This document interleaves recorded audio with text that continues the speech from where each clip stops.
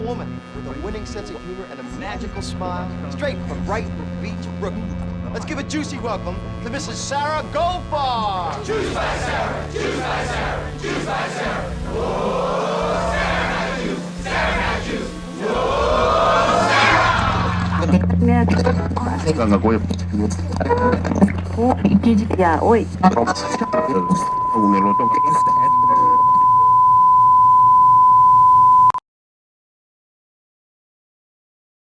Requiem for a Dream está basada en la novela homónima escrita por Hubert Selby. Como espectador sentí esta película extremadamente incómoda, intensa y hasta un poco estresante y difícil de ver. La tuve que ver en 2 partes para procesar tanta información porque verdaderamente no te da un respiro. Todo el mundo salió de la sala con lágrimas en los ojos y diciendo, ¿qué ha sido eso? ¿Qué acabamos de ver? Cuenta 2 historias en paralelo, por un lado la de Sarah Goldfarb y su obsesión con bajar de peso, y por el otro la de Harry, su hijo adicto a diferentes sustancias. No busca transmitir el aspecto negativo de las drogas, sino que se centra en 4 personajes que son consumidos por sus propias adicciones, y muestra hasta qué punto puede llegar cada uno de ellos para conseguir, aunque sea, un poco más. Lo más interesante de la película y del libro es que no importa la droga que tomen. Ese es el aspecto que trabaja Selby, el hecho de que todo puede ser una droga. Cinematográficamente hablando, podemos ver que el director utiliza recursos muy poco convencionales en comparación a lo que estamos acostumbrados a ver. Por ejemplo, hay zooms bastante drásticos para poner énfasis en un objeto o persona y escenas en cámara rápida para describir la excitación con la que están viviendo. También podemos ver que utiliza diferentes tipos de vista de gran angular o primeros planos filmados como si los personajes tuvieran la cámara pegada al cuerpo, donde el foco se centra en sus caras y nos hacen vivir la experiencia junto a ellos. Todas estas herramientas son usadas para un objetivo claro, que como espectador puedas ver la película a través de los ojos de un adicto. La edición, el montaje y todos los elementos de postproducción tuvieron papeles claves en la construcción de la historia. Por ejemplo, el soundtrack es verdaderamente increíble. Está hecho por el compositor Clint Mansell y la película no habría tenido el mismo impacto sin estas piezas. La música toma gran preponderancia y marca la velocidad con la que se desarrolla la narrativa. De hecho, creo que hay muy pocos momentos de silencio. También podemos observar muchas escenas con la pantalla dividida o con efectos especiales que acompañan la distorsión de la realidad como producto de la adicción de cada uno de los personajes.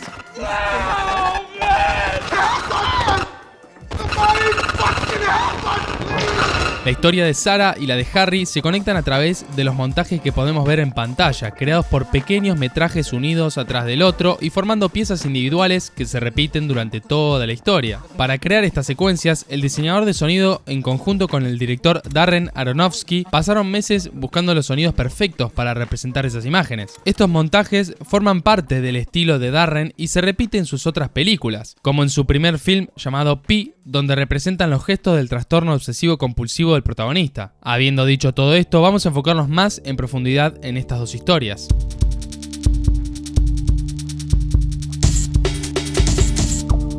El papel de Sarah Goldfarb está interpretado por Ellen Burstyn, y ¡qué papel! Es un buen momento para reconocer las habilidades actorales de esta mujer porque es verdaderamente increíble. Para poder encajar en la historia, la actriz tuvo que transformar su cuerpo gradualmente y adelgazar hasta 10 kilos. Sin dudas, todo el esfuerzo que hubo detrás valió completamente la pena porque hizo una representación muy impactante que a muchos nos quedó grabada de por vida. Sarah se nos presenta como una mujer hundida y presa de su soledad. Es viuda, no tiene proyectos ni motivaciones que la hagan sentir bien consigo misma y tiene un hijo que solo la va a ver para robarle la televisión y maltratarla. Podemos interpretar que dedicó toda su vida a cuidar de su familia, de su esposo y de su hijo, y ante sus partidas la vejez la encuentra totalmente desolada. Why should I even make the bed or wash the dishes? I do them, but why should I? Ignora por completo su realidad, como si prefiriera estar condenada a vivir la fantasía de su mente. This isn't happening. And if it should be happening, it would be all right. It'll all work out. Sabe por lo que está pasando su hijo, pero se trata de convencer de que no es tan grave. De alguna forma, acepta el maltrato que él hace sobre ella para no correr el riesgo de perderlo con la supuesta justificación de que es todo lo que tiene. Why don't you tell already the police maybe they could talk to Harry? He wouldn't be stealing no more the TV. I couldn't do that. Harry's my only child. He's all I have.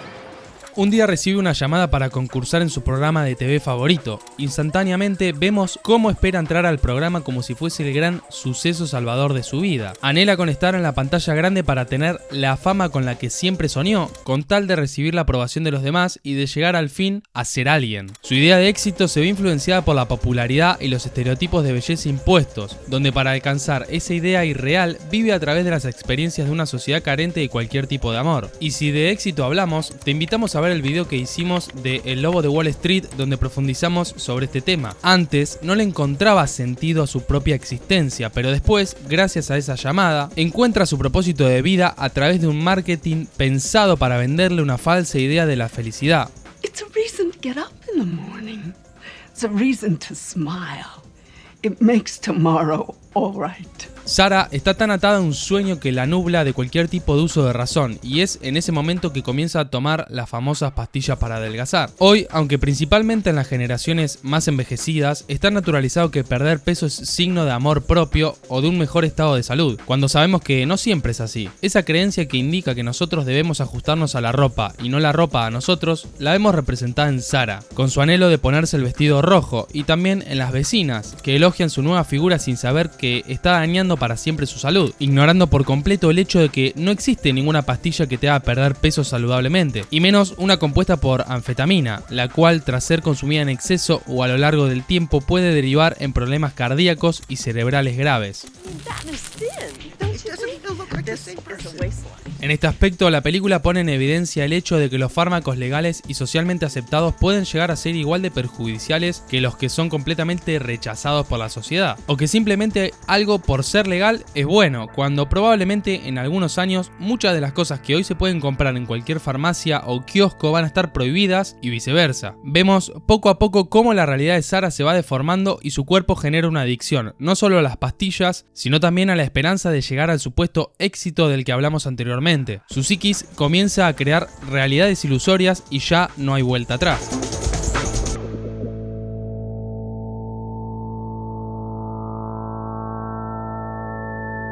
Por otro lado, la historia de estos tres es bastante interesante a analizar. Vemos que sueñan con un futuro mejor, que tienen proyectos y ambiciones. Anhelan algo que cambie su camino, que les dé seguridad y estabilidad de una vida sin preocupaciones, pero sus planes se ven totalmente frustrados por la adicción. Y esta conducta adictiva en sí es algo que podemos ver desde la superficialidad de la historia, aunque en realidad es un reflejo del mundo interior que habita en cada uno de los personajes. La narrativa nos muestra sutilmente qué cosas son las que intentan tapar o esconder de ellos mismos, usando los estupefacientes como un medio para lograrlo. Nos muestra cuáles son los aspectos que no logran aceptar o los conflictos que son incapaces de resolver. Por ejemplo, Marion. El vínculo con sus padres está totalmente roto porque eventualmente ellos no le dan el cariño que ella necesita o que necesitó en diferentes etapas de su vida. Como consuelo le regalan cosas materiales como un departamento o una vida con las necesidades básicas pagadas. Esto hace que ella se sienta vacía, llegando a exponerse a situaciones de extrema violencia y vulnerabilidad.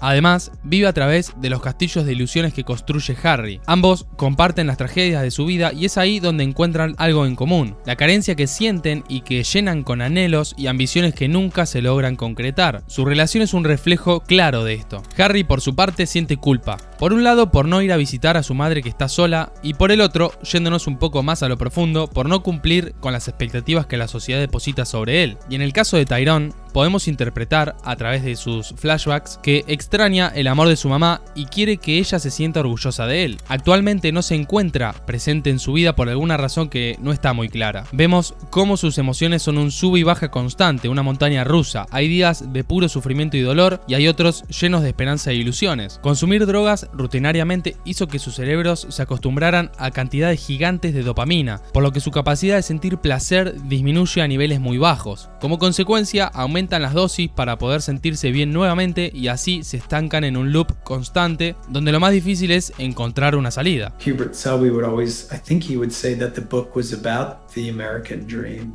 and how that can be a drug in and of itself, a harrowing experience. It's funny how some things make such an impact on you.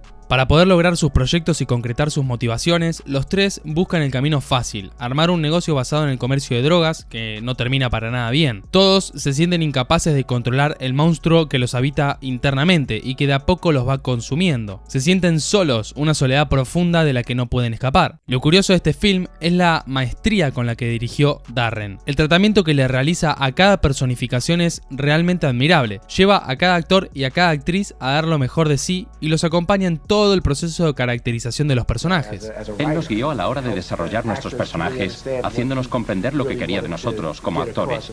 Como escritor hizo esa cosa llamada 30 días de cólera y me preguntó por las dos cosas que más me gustaban. Le contesté, los dulces y el sexo. Y él me dijo, genial. Entonces me prohibió ambas cosas durante 30 días. Y se unió a nosotros en la prueba.